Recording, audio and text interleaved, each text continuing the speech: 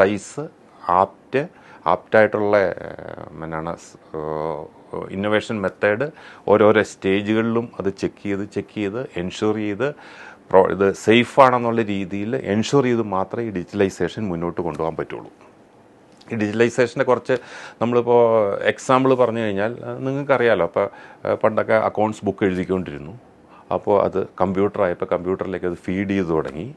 പിന്നീട് പിന്നെ സ്കാൻ ചെയ്ത് തുടങ്ങി.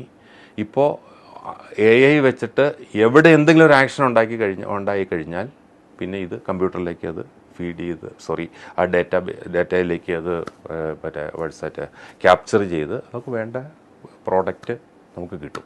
അപ്പോൾ ഹ്യൂമൻ ഇൻവോൾവ്മെൻറ്റ് എവിടെയാണ് ആവശ്യം? ഫോർ എക്സാമ്പിൾ അക്കൗണ്ട്സിൽ ഫൈൻ ട്യൂണിങ്ങിൽ മാത്രം അക്കൗണ്ട്സിനെ പറ്റി പ്രൊഫഷണൽ നോളജ് ഒരാൾ ലാസ്റ്റ് പാർട്ട് മാത്രം നോക്കിയാൽ മതി. ബാക്കി മുഴുവൻ AIയോ മെഷീനോ ഡിജിറ്റലോ നോക്കിക്കോളും.